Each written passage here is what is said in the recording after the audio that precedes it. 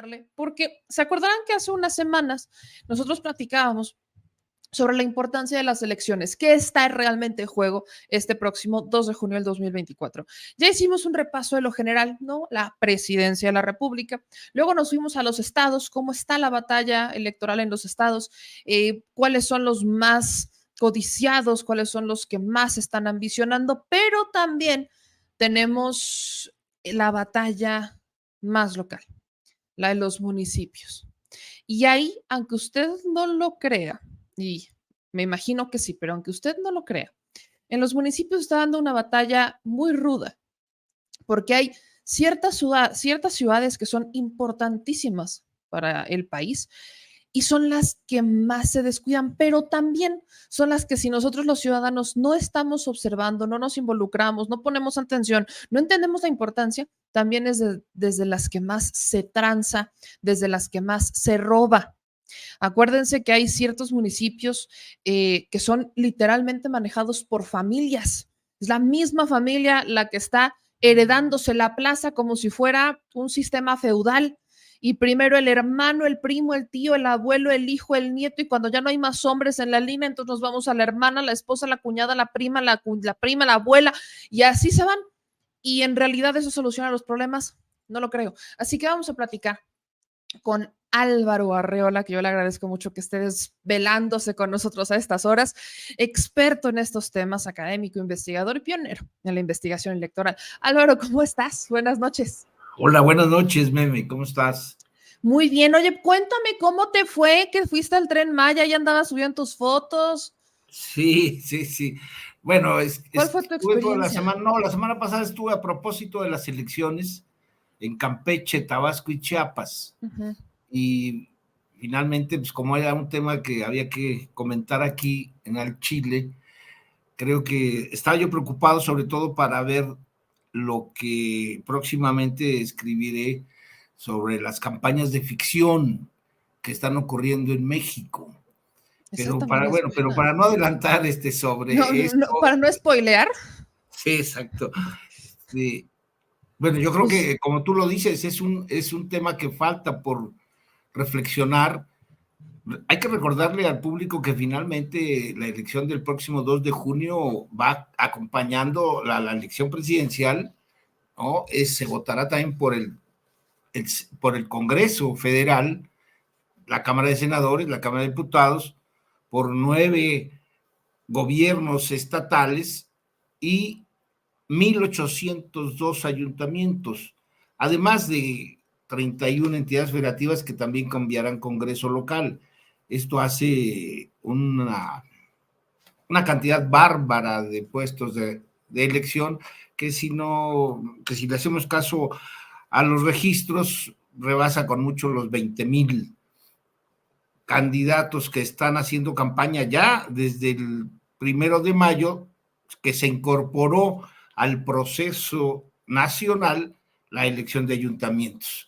Creo que es solamente un mes la campaña de los candidatos, de los aspirantes a las presidencias municipales de toda la República Mexicana, pero como bien lo señalas, es, creo, sin duda, la disputa política más intensa que se puede uno esperar en un proceso electoral como el mexicano. Siempre ha sido así y creo que ahora mucho más, porque finalmente no quedó aislado, no queda minimizado frente a las otras elecciones. Al contrario, yo creo que es precisamente lo que reforzará el triunfo o la derrota de quien gane o pierda la presidencia de la República.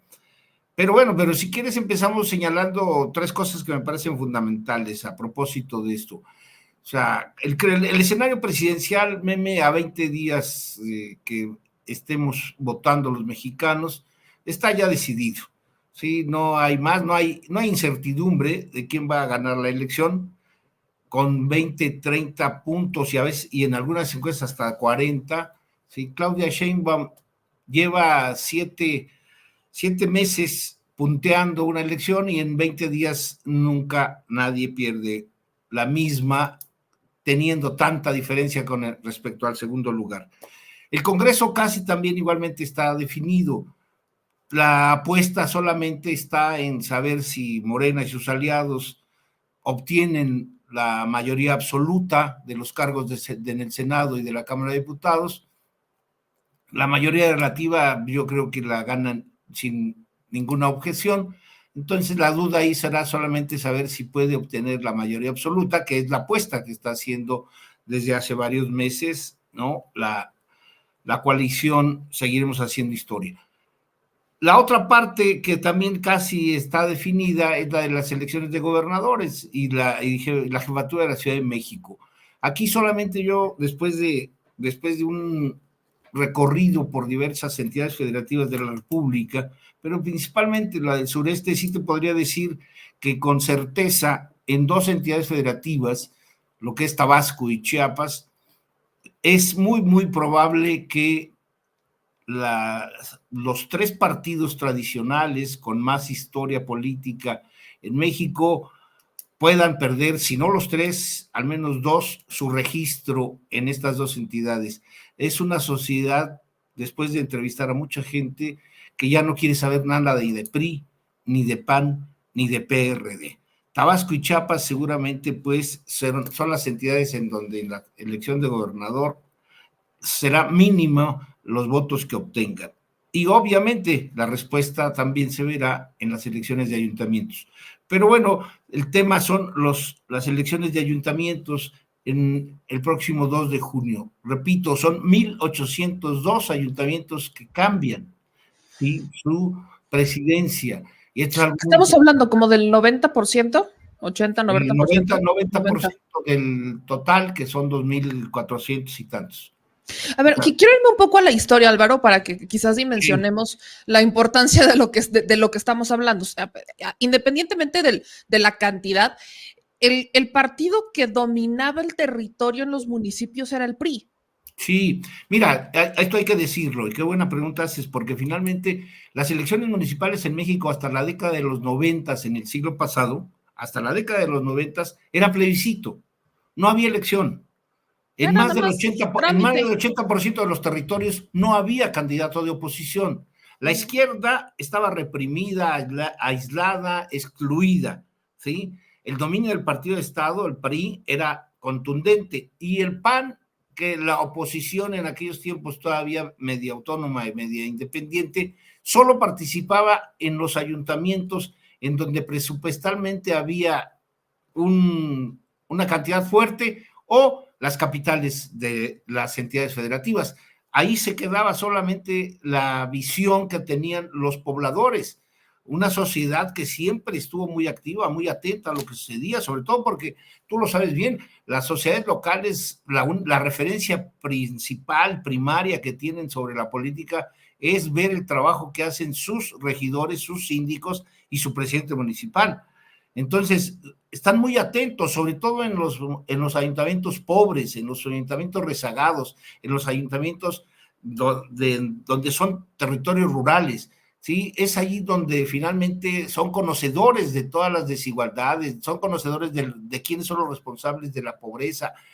Han sido ellos los que han vivido, desgraciadamente, la mayor parte de ellos, la desigualdad, la pobreza total que en este país se ha dado durante mucho tiempo, y sobre todo conocen a los corruptos y conocen muy bien a quiénes son los candidatos que quieren representar y cuáles son los que tienen un pasado nepotista, como lo señalabas, cuanto a hermanas, hijos, padres, etcétera, etcétera. El caso veracruzano es un ejemplo mayúsculo ahora, pero igualmente han sufrido todo lo que la historia mexicana nos ha hecho ver, de cómo el federalismo y el presidencialismo autoritario y el centralismo de otras épocas, al menos antes del 2018, acabaron con muchos territorios. Y de ahí pues que sepamos, conozcamos la migración. La migración se explica muchas veces precisamente por el aislamiento, por el desdén que la federación hizo de los ayuntamientos.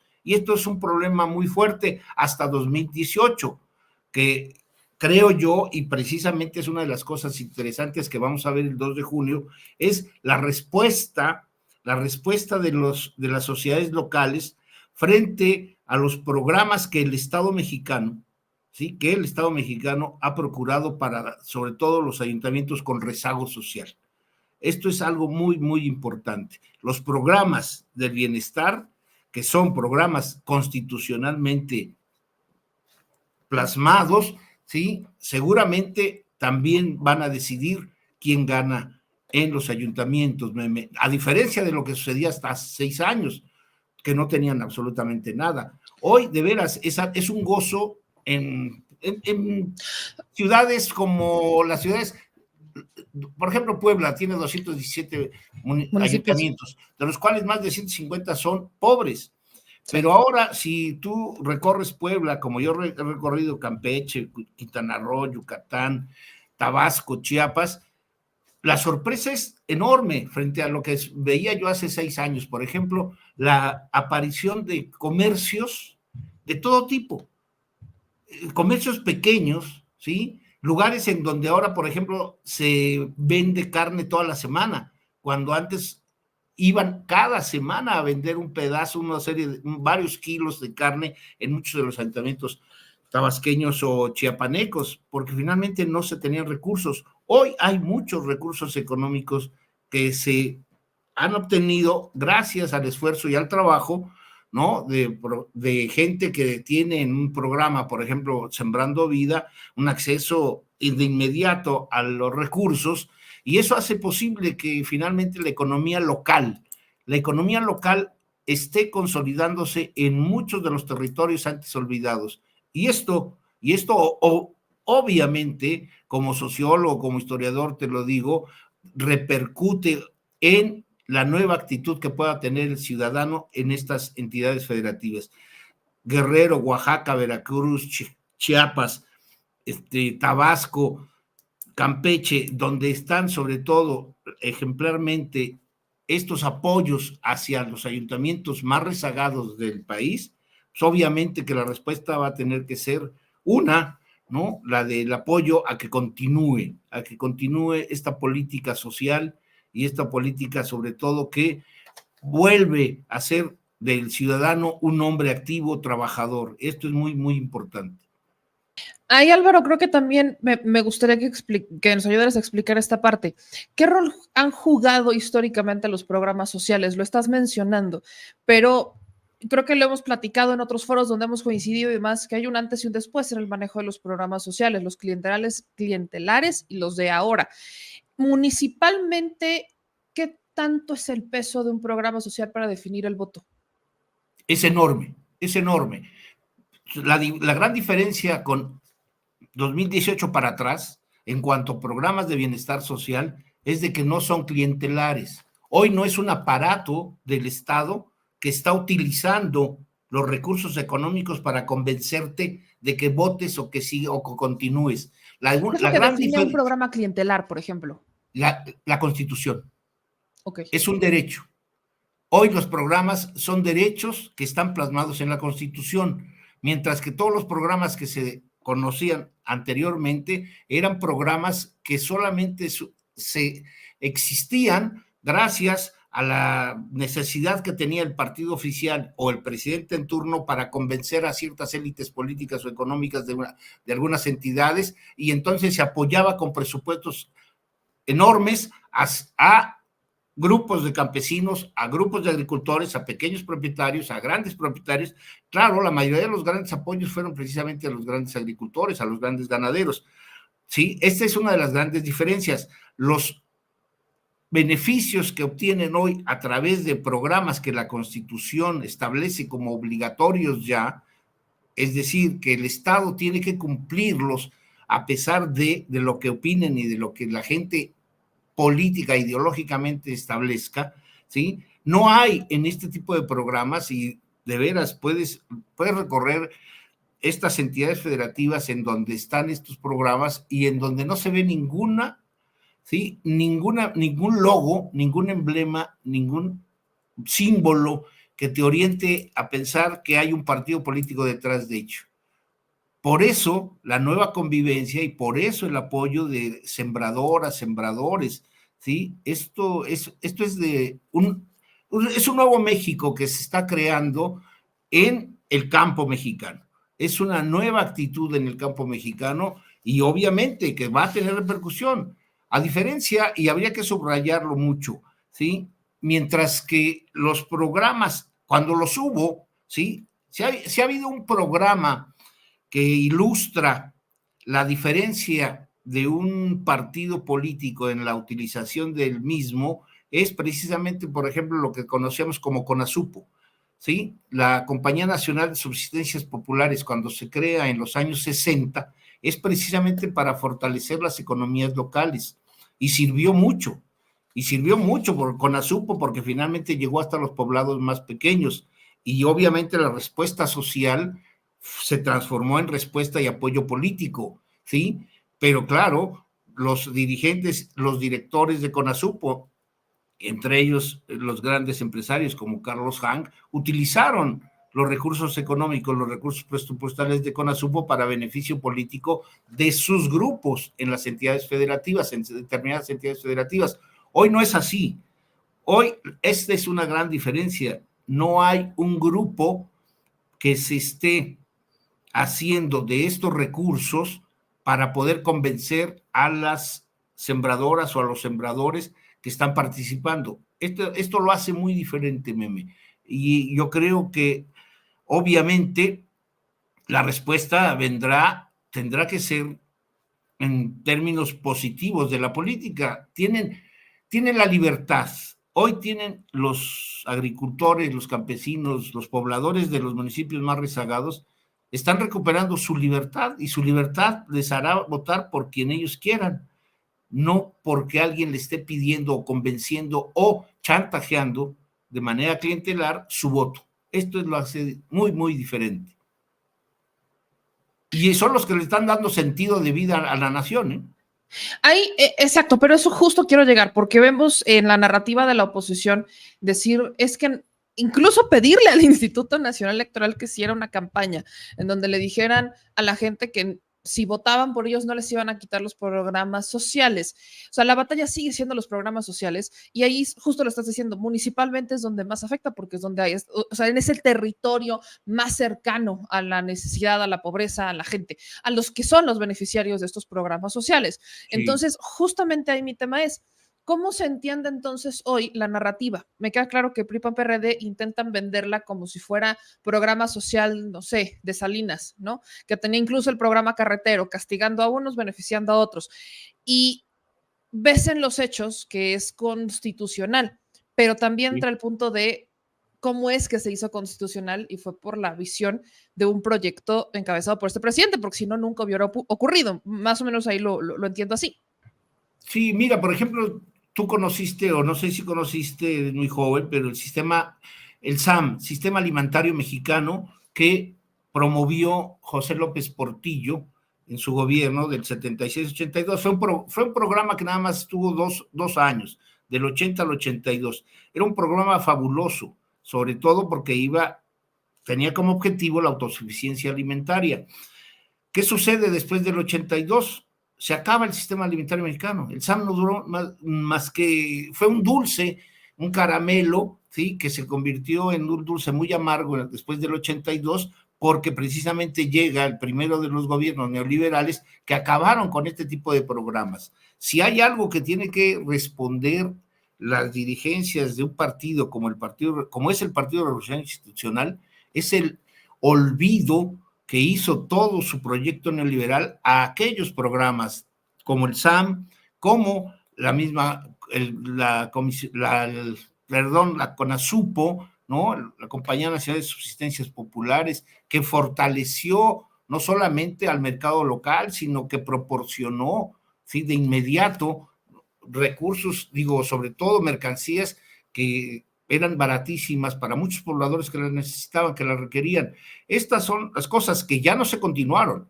¿Por qué? Porque no se hicieron reformas legales, constitucionales, que le hubieran permitido sobrevivir.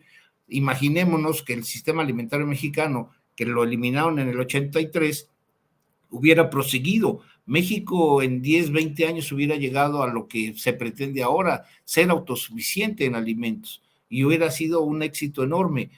Simple y sencillamente aquí entró la parte política que no correspondía ideológicamente a esos programas, a esos proyectos. Hoy es diferente porque no se está utilizando, ¿sí?, los recursos públicos para orientar el voto, no se está convenciendo o chantajeando al poblador de los ayuntamientos, sobre todo con rezago, a que se convenzan por una u otra marca X, Y o Z. No, simplemente se está cumpliendo con lo que la Constitución ya señala. Se les da las becas, se les da los recursos a las gentes de los adultos mayores, perdón, y a los de Sembrando Vida, entre otros muchos. Entonces, esto obviamente que ya no responde al interés de un gobierno. Esto ya se plasma en la Constitución para que se defina, sobre todo para el futuro y progreso de una nación y de sus ciudadanos. Esto es lo que hace la gran diferencia. Ahora, Álvaro, municipalmente, ¿cuáles serían las ciudades que más están disputándose en este momento? ¿Cuáles son? Están las capitales, por supuesto, pero tú que tienes este panorama, ¿cómo ves la batalla municipal? ¿Dónde están quizás dónde va a estar la batalla más ruda? Porque también municipalmente es donde hay mucha intervención del crimen organizado. Estamos hablando del territorio, donde pasan, donde cruzan, donde se mueven, donde trafican. O sea, y hay, por supuesto, focos rojos, lo hemos visto en Chilpancingo, Cuautla, Morelos, Chiapas, Tapachula. O sea, vemos como estos focos rojos en la Sierra Norte de Puebla, tenemos varios. Entonces, cada estado tiene esta particularidad por la disputa del territorio, del lugar en donde ocurren las cosas de la manera más cercana. Hemos visto candidatos que son, en el caso, insisto, de Puebla, bien lamentable, hija de un presunto guachicolero, y dejaremos eso del presunto porque, pues, debido proceso, que es candidata a la presidencia municipal.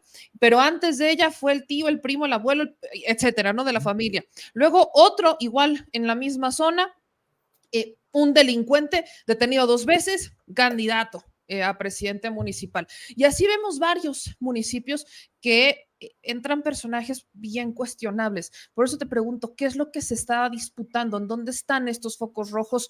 ¿Qué es lo más peleado en este momento?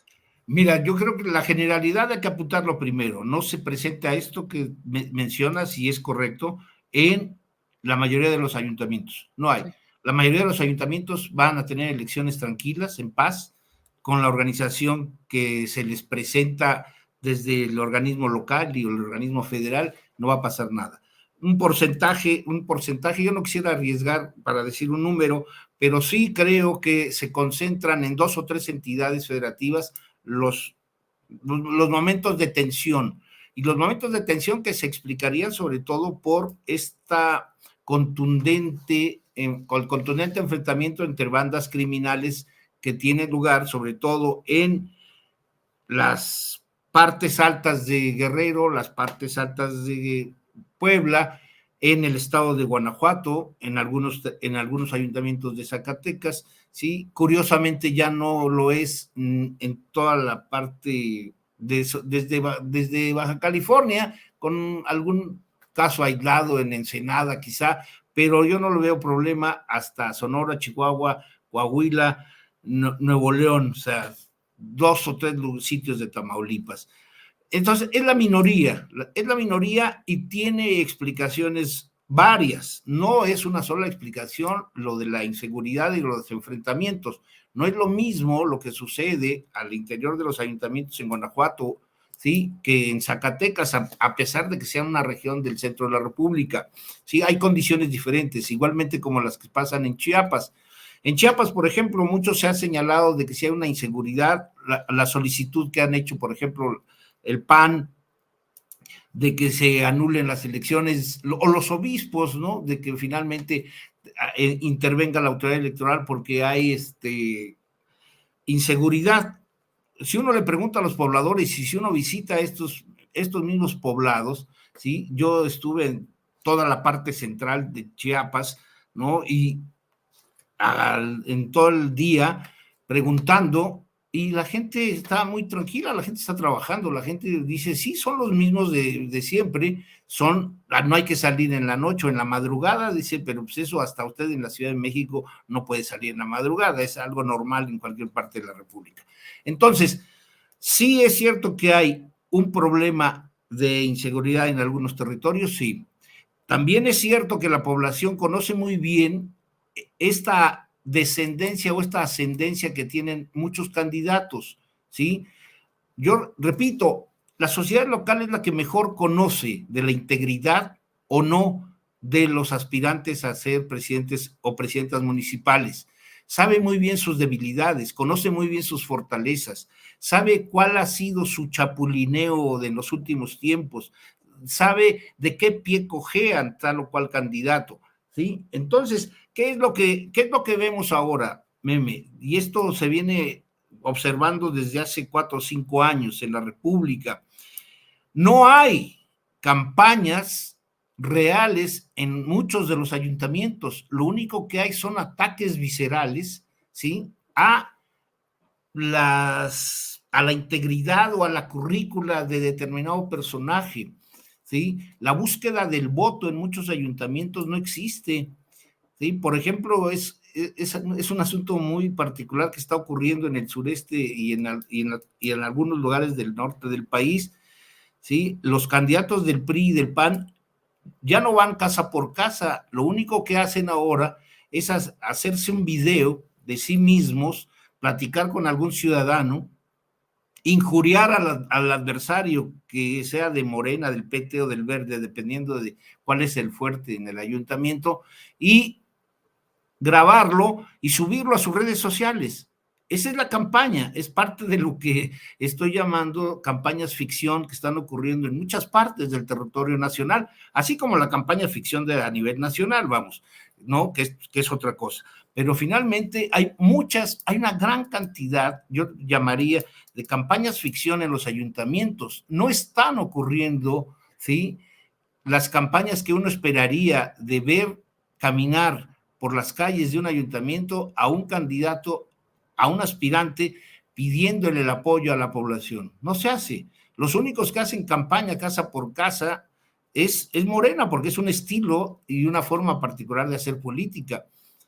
Pero los otros no, por temor, por rechazo. Hay un rechazo enorme, sobre todo en el sureste mexicano, hay un rechazo notable a los candidatos y aspirantes del PRI y del PAN sobre todo. Hay un rechazo absoluto. Y esto lo tendrían pues que digerir muy bien estos partidos. Y entonces nos quedamos con esta parte minoritaria de los problemas fuertes que se pueden venir en algunos ayuntamientos por cuestiones de organismos criminales, cuotas que exijan a determinados aspirantes. Y bueno, eso tendrá que resolverlo bien, ¿no? Y yo creo que lo conocen muy bien las sociedades locales, esto lo saben perfectamente. Mira, si de 1,802 aspirantes o triunfadores posibles después del 2 de junio renuncian 2 o 3, yo no creo que pasen de más. Que haya violencia, la violencia en los ayuntamientos, Meme, siempre desde 1917 existen, ¿sí? No con esto justifico que asesinen o acorralen o presionen a tal o cual aspirante a renunciar. No, esto no se puede aceptar, pero lo que sí te digo es de que no es raro, no es una novedad político-electoral en México. Es una realidad que tiene una existencia desde hace mucho tiempo, pero que yo, repito, veo que en la generalidad, la mayoría, la gran mayoría de los ayuntamientos realizará elecciones en paz. Simplemente hay que pensar en una cosa. 7 meses, ya llevamos 7 meses de campaña política electoral. Faltan 20 días para que se terminen las campañas. Y en 20 días, al menos ya llevan 10, ¿sí? Un poco, bueno, 9, 10 días en los ayuntamientos en donde va a haber cambios de movilizaciones fuertes, fortísimas, y no ha habido grandes problemas.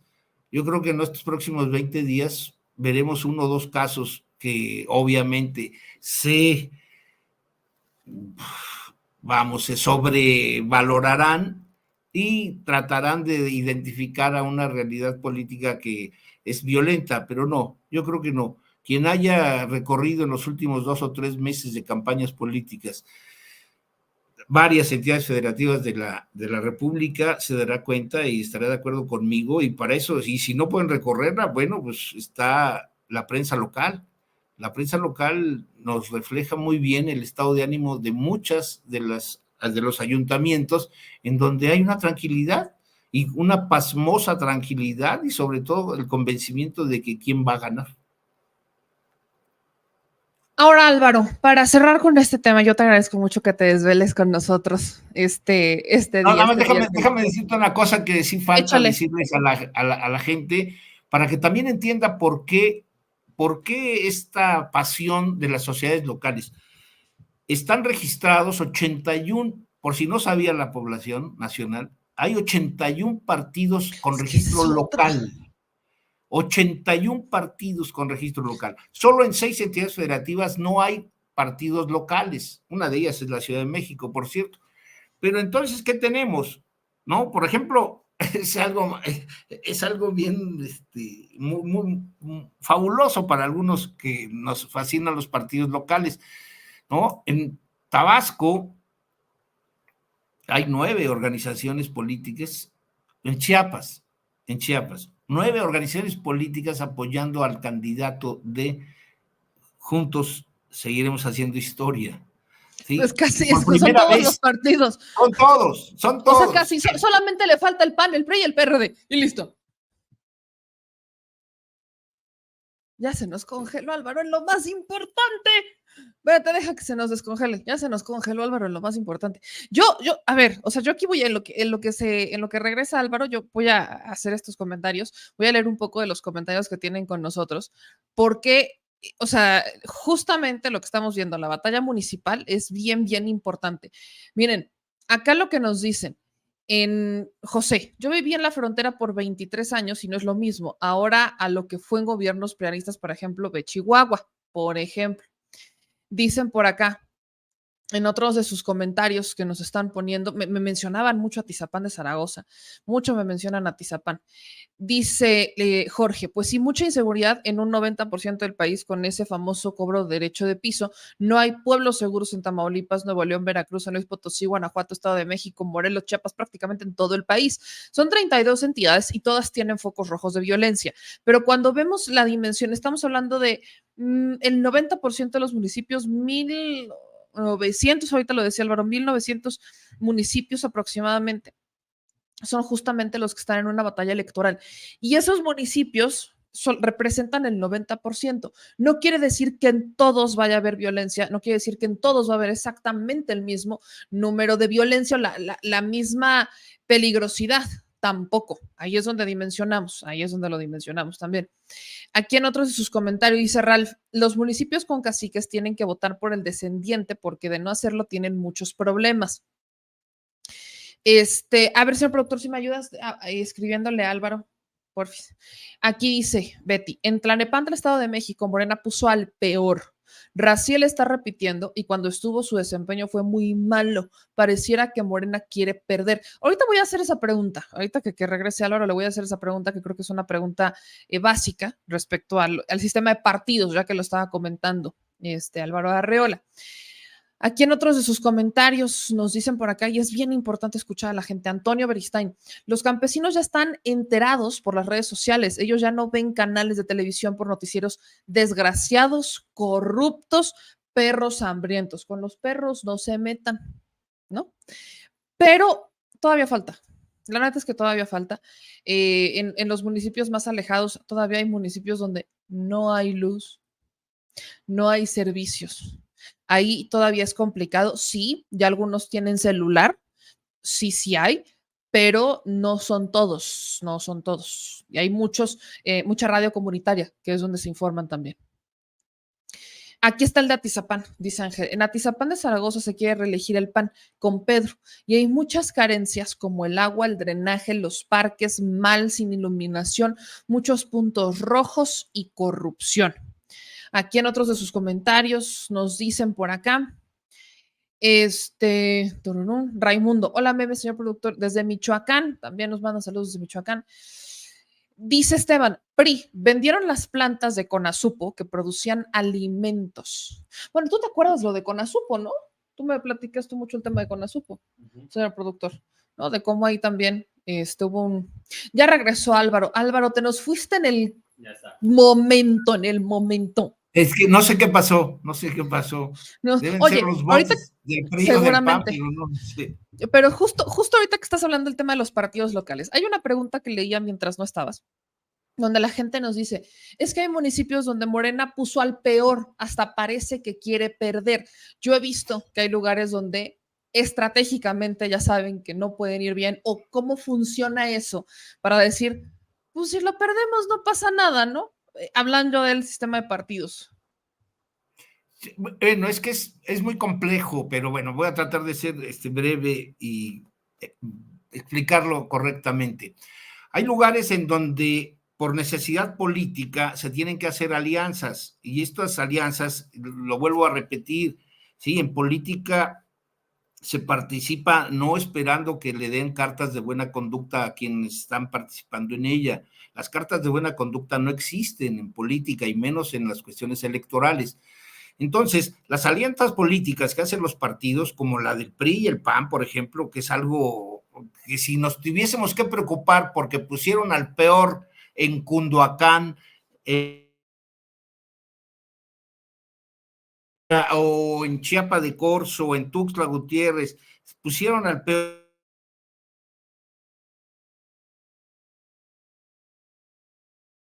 perverso en la historia político-electoral mexicana que una alianza entre PAN, PRI y PRD no existe, no existe y nadie objeta que tengan una candidata a la presidencia como tienen una cantidad de candidatos a diputados y senadores y presidentes municipales. Y es la alianza política más perversa, ¿no?, y pervertida que haya conocido la historia política mexicana. Entonces, en algunos lugares, sobre todo, por ejemplo, en el caso de Chiapas o Tabasco, ¿sí? Hay algunos candidatos, por ejemplo, o en ayuntamientos. Pienso en Palenque. En Palenque, por ejemplo, el candidato más fuerte no es de Morena, el candidato más fuerte es del Partido Verde. Y van en alianza para la gobernatura y van en alianza para las senadurías y algunas diputaciones federales. ¿Cómo se explica uno que en Partido Verde, ¿no?, tenga candidatos únicos en varios ayuntamientos de Chiapas? Platicando con la gente que simpatiza con Morena, precisamente dicen, bueno, ya son 18 años del Partido Verde en la entidad, tenemos que acabarlos, pero explíquenme entonces por qué van unidos para la gobernatura. Es que la gobernatura, Eduardo Rodríguez es fabuloso, él está muy bien, no tenemos problema con él, pero en la presidencia municipal es la misma familia desde hace 18 años que son del Verde. Entonces, conveniencias, sí, por conveniencia política muchas veces se prefiere, para no romper la alianza más importante, que es la alianza en la presidencia de la República en el Congreso Federal o el Congreso local, pues los partidos políticos mexicanos aceptan este tipo de incongruencias, si los queremos calificar como incongruencias. Yo no los califico como incongruencias, yo simplemente le digo, es la real política, es la realidad política en la cual hay que entender, son partidos políticos, no son hermanas de la caridad, son gente que está con la fuerza y decisión tratar de conquistar el poder o retenerlo. Esto es algo muy diferente que tenemos que aprender los mexicanos. Y yo creo que la mejor manera es tratar de explicar que en las coyunturas políticas, históricas, pues lo único que vamos a ir es mejorando nuestra calidad democrática, ¿sí? Ajustándonos pues a reconocer que en determinados sitios, pues las necesidades hacen que los candidatos sean verdaderamente unos esperpentos, pero pues ni modo, eso es lo que hay. Es lo que hay y es lo que hay que cambiar, Álvaro. Pero yo creo que es un proceso que va a tardar un ratote. Pero Meme, tú revisas las alianzas en Estados Unidos, revisa las alianzas que hace el Partido Verde francés con el Partido Socialista.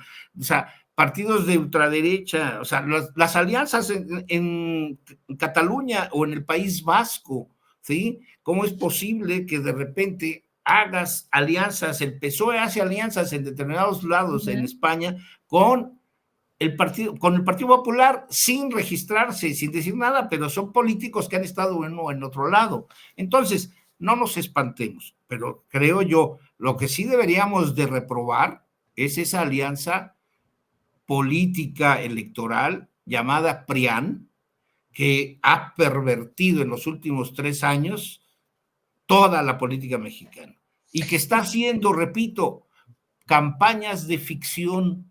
Son campañas de ficción las que hacen estos señores y los vamos a decir, los vamos poco a poco a descubrir, y creo que no es necesario rascarle mucho para ver que es ficción lo que están haciendo, es nada más agresión, agredir, inventar, mentir. Eso no es una campaña política.